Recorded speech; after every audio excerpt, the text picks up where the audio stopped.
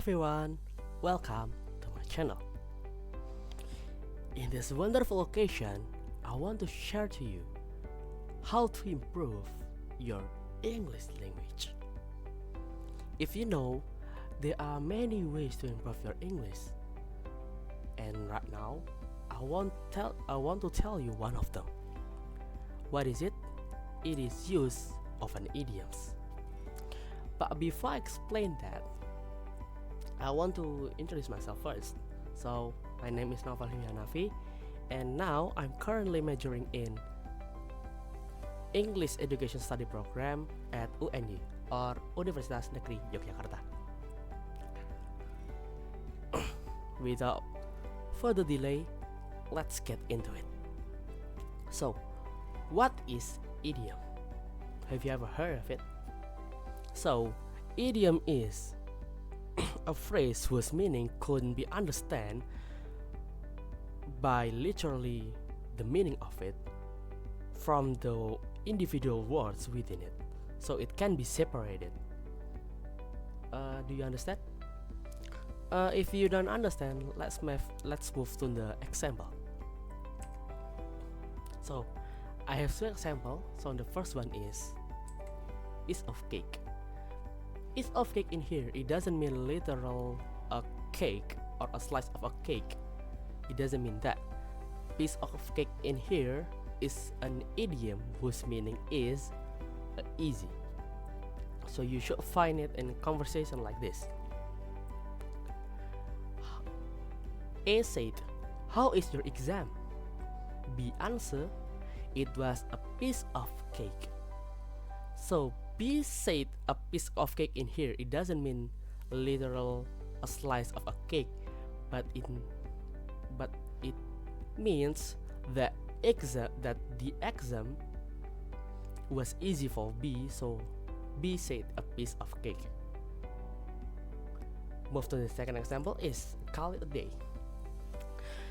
Call it a day, it doesn't mean like you call a day like by its name, like Monday, Thursday, Tuesday, and so on, but it means to stop doing what you do that day. So you should find a conversation like this. A said, "I am feeling so tired from this assignment." B answered, "Maybe you should call it a day."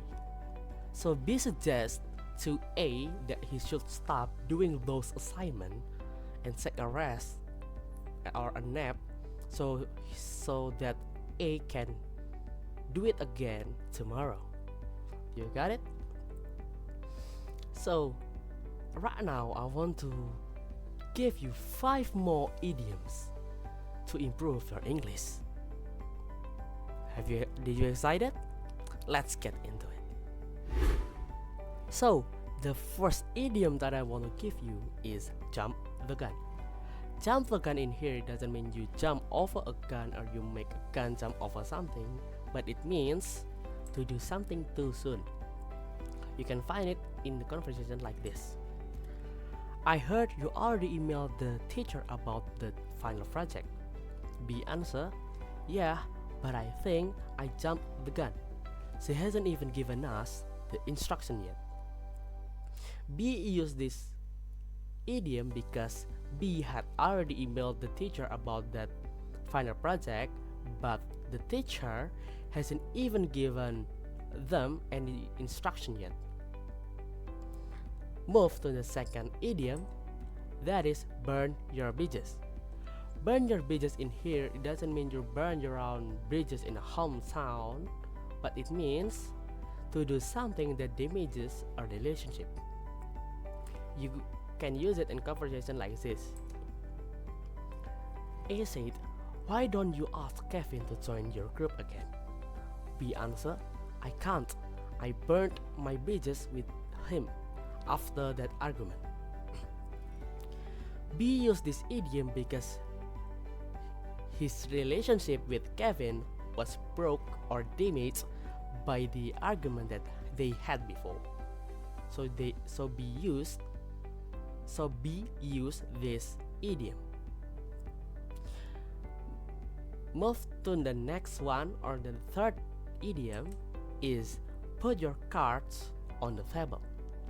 Put your cards on the table, it doesn't mean you put all of your cards like a credit card or debit card or playing card, but it means to be honest about your feelings and intention.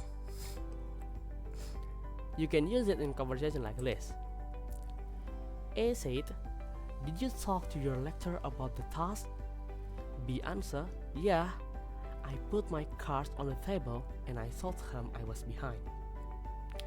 B used this idiom because B is being honest with his lecturer that he left some of the task behind. So B used this idiom because he is being honest with his lecturer. Next to the fourth idiom is out of the frying pan and into the fire. Out of the frying pan and into the fire, it doesn't have any connection in cooking or a kitchen, but it means when you move from a bad situation into the worst one. It likes when you go out from a cage of crocodile into a cage of a lion. You can use it in conversation like this. A said, so, is your new class easier?" B answer, "Nope, it's even harder. I went out of the frying pan and into the fire." B used this idiom because his old class was hard enough for her or him. So when he got a new class right now, eventually he got even harder. So B moved from a bad situation into a worse situation. Do you got it? Move to the last one. The last idiom that I want to give you is bend over backwards. Bend over backwards in here, it doesn't mean you bend your body backwards like you want to do a backflip, but it means to try very hard to do something good or helpful. So when you want to help someone with out of your might, you can use this idiom. In the conversation, you can use it like this. A said, "Wow, you helped Tom with all his homework?"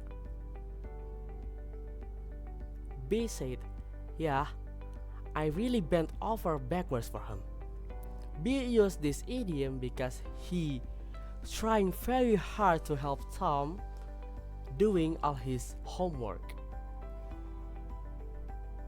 And that's it. That's all 5 idioms that I want to give you. The first one is jump the gun, and second one is burn your bridges, third one is put all your cards on the table, fourth one is out of the frying pan into the fire, and fifth, or the last one, is bend over backwards. Thank you, that's all for this video, and don't forget to use it in your daily conversation, because my lecturer once said to me that practice makes perfect. Bye guys, and see you on the next video.